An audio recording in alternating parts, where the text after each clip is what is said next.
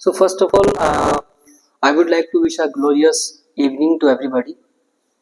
तो आज मैं मोस्ट इम्पोर्टेंट टॉपिक डिस्कस करने वाला हूँ। जैसे कि आप मोस्टली लोग जानते ही होंगे कि मैंने अपना एक प्राइमरी स्कॉलर सेंटर जो ओपन किया है और वहाँ पर हर बच्चे को लेकर काफ़ी सारी चीज़ें मैंने बताई हैं, काफ़ी पॉजिटिव रेस्पॉन्स मिल रहा है। सारे फादर्स कह रहे हैं, सबके पेरेंट्स बोल रहे हैं कि हमारे बच्चे में 70% इम्प्रूवमेंट है, 60% इम्प्रूवमेंट है। धीरे धीरे अभी एज अ इनिशियल कंडीशन में जैसे मैंने अपना कोचिंग सेंटर ओपन किया था, बट अभी माशाल्लाह से काफ़ी सारे स्टूडेंट्स आ रहे हैं, बहुत पॉजिटिव रेस्पॉन्स आ रहे हैं, पॉजिटिव फीडबैक आ रहे हैं। तो इसी को लेके मैंने सोचा कि आज नहीं, काफ़ी टाइम से मैं ऑब्जर्व करता हूँ कि काफ़ी सारे मुरादाबाद में स्कूल हैं और काफ़ी सारे कोचिंग सेंटर हैं। मैं किसी भी कोचिंग सेंटर की बुराई करने के लिए यहाँ पर नहीं आया, फर्स्ट ऑफ ऑल। दूसरा, बस मैं अपनी कोचिंग सेंटर की जो भी मेरी क्वालिटीज है वो आप लोगों को बताने के लिए मैंने ये जस्ट वीडियो बनाने की कोशिश की है। तो सपोज अगर आपका स्टूडेंट्स कोई सी भी क्लास में हो, 10th में हो, 12th में हो, 9th में हो, 8th में हो, और पेरेंट्स, खास करके पेरेंट्स के लिए है, अगर पेरेंट्स चाह रहे हैं कि मेरा बच्चा पढ़े, वो अपने बच्चे पर मेहनत करके, मुशक्कत करके जितना भी पैसा लगा रहे हैं कि हमारा बच्चा पढ़ कर दे, बट उसका क्या हो रहा है, हमारे बच्चे का कोई रिजल्ट नहीं आ रहा है, हमारा बच्चा हर साल फेल हो रहा है। तो उनके रिगार्डिंग मैंने एक बहुत इम्पोर्टेंट वीडियो बनाने की कोशिश की है कि अगर आप बच्चे को चाहते हो कि आप पढ़ाना चाहते हो, मैं ये नहीं कह रहा हूँ आप मेरे पास भेजो, तो उसकी भी एक स्ट्रेटजी होती है कि हमारा बच्चा किस तरीके से पढ़ेगा। तो उसी टॉपिक पर मैंने बात करने के लिए यहाँ पर आया हूँ। मान लीजिए सपोज अगर कोई सा भी बच्चा पढ़ रहा है, अब उसको पहली बात तो उसका पढ़ने में ही इंटरेस्ट नहीं है, तो वो कैसे पढ़ेगा। एक क्लास में 50-50 बच्चे पढ़ रहे हैं। दूसरी बात, वहां पर टीचर्स का कोई इंटरेक्शन नहीं हो रहा है बच्चे से, बच्चा क्या कर रहा है क्या नहीं कर रहा है, बस लेक्चर हो रहे हैं कंप्लीट, और बच्चे ने नोट्स भी बनाए कि नहीं बनाए वो कुछ नहीं पता चल रहा है। तो सबसे पहले ये होना चाहिए कि टीचर्स का उस बच्चे के साथ इंटरेक्शन होना चाहिए। दूसरी बात, टीचर्स की रेस्पॉन्सिबिलिटी सिर्फ पढ़ाने तक नहीं होती है, जो कि मैं मानता हूँ। टीचर्स की रेस्पॉन्सिबिलिटी ये भी होती है वो कैसे माहौल में रह रहा है, कैसी उसकी संगति है, वो उसके जो है पेरेंट्स कितना परेशान है, वो सारी चीज़ें उसको टीचर्स को देखना चाहिए, क्योंकि हर पेरेंट्स चाहता है कि मेरा बच्चा पढ़ाई करे। तो इसमें कहना मैं यही चाहता हूँ कि मान लो अगर आप बच्चे में इम्प्रूवमेंट चाहते हो, तो वो इम्प्रूवमेंट कैसे आएगा। सपोज क्लास में 100% स्ट्रेंथ है और मोस्टली 30% 40% बच्चे ऐसे होंगे जिसको सिर्फ और सिर्फ पढ़ना आता है कि हाँ वो इंग्लिश को पढ़ सकता है, और 50% बच्चे ऐसे भी होंगे जिसको पढ़ना ही नहीं आता। मीनिंग की तो बात अलग ही करना, उसको तो छोड़ ही दो, बट उसको पढ़ना ही नहीं आता, तो वो कैसे पढ़ लेगा।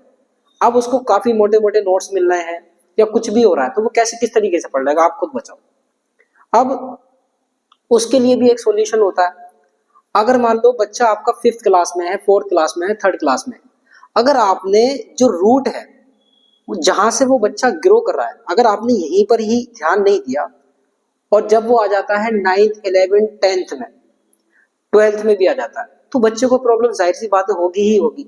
तो मैं उन बच्चों के लिए सबसे ज्यादा प्रेशराइज करना चाहता हूँ, सबसे ज्यादा बताना चाहता हूँ उन पेरेंट्स को कि बच्चे को सिर्फ और सिर्फ आप जो है स्टार्टिंग से ही देखो। अगर स्टार्टिंग से अच्छी उसको कोचिंग मिल रही है, अच्छा मेंटर मिल रहा है, अच्छा टीचर मिल रहा है, तो बच्चे के अंदर ग्रोथ होगी ही होगी। मैं करोला आजाद नगर से बात कर रहा हूँ। अभी मेरा जो कोचिंग सेंटर है वो लाकड़ी फाजलपुर नियर जियारत, जो लाकड़ी फाजलपुर रोड है नियर जियारत, वहां पर मेरा कोचिंग सेंटर लोकेटेड है। दूसरा, मियाँ कॉलोनी में मेरा एक कोचिंग सेंटर है, वहां पर भी मैं पढ़ाता हूँ, बच्चों को अच्छी एजुकेशन देता हूँ। अल्हम्दुलिल्लाह मेरे पास गांधीनगर पब्लिक स्कूल के स्टूडेंट्स भी आ रहे हैं, क्रिप्टन पब्लिक स्कूल के भी आ रहे हैं, डीपीजीएस के भी आ रहे हैं, और भी काफी सारे स्कूल्स हैं जहां जहां से मेरे पास बच्चे आ रहे हैं।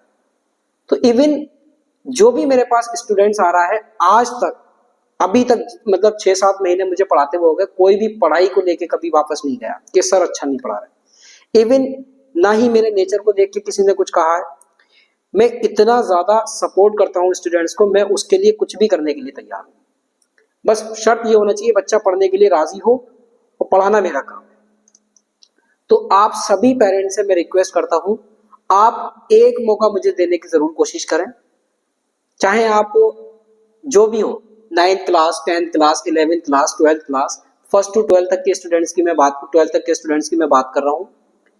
जब तक बच्चे का बेस स्ट्रांग नहीं होगा, बच्चा कुछ नहीं पढ़ पाएगा। आप कितनी भी कोशिश कर लो, आप अपने बच्चों को इंजीनियर बनाना चाहते हो, डॉक्टर बनाना चाहते हो, कुछ भी बनाना चाहते हो, जब तक उसका बेस स्ट्रांग नहीं होगा, बेस स्ट्रांग जो है इनिशियल कंडीशन से ही किया जाता है। और मैं अपनी एजुकेशन का भी बता दे रहा हूँ, मैंने जो है अपनी स्कूलिंग वगैरह गांधीनगर पब्लिक स्कूल से की है। उसके बाद मैंने अपना जो है क्या नाम है, एक ग्रेजुएशन की है अपनी MIT कॉलेज ऑफ फार्मेसी से, और उसके बाद मैंने CUT का एग्जाम्स वगैरह क्वालिफाई किया। फिर मैं जो है मेरा राजस्थान में सिलेक्शन हो गया, सेंट्रल यूनिवर्सिटी ऑफ राजस्थान, वहाँ की टॉप यूनिवर्सिटी है, वहाँ पर मेरा सिलेक्शन हो गया। मैंने 2 साल वहाँ पर अपना रिसर्च वर्क, अपना जो टॉपिक था डिप्रेशन का, उस पर वर्क किया था। 2 साल मैंने वहाँ पर पढ़ाई की। अब वहाँ पर जो स्टूडेंट्स थे वो अपने अपने कॉलेज के ही टॉपर्स थे, तो वहाँ पर बहुत ज्यादा कंपटीशन था। मैं इस जगह से आया हूँ, मैंने काफी कुछ अपनी लाइफ में देखा था, तो मैं बच्चों को ऑब्जर्व करने की जो कैपेबिलिटी है मेरे अंदर, अल्हम्दुलिल्लाह वो भी काफी ज्यादा है, कि बच्चे के अंदर क्या क्या कमियां हैं जिसकी वजह से बच्चा नहीं पढ़ पा रहा है, क्या क्या उसके अंदर।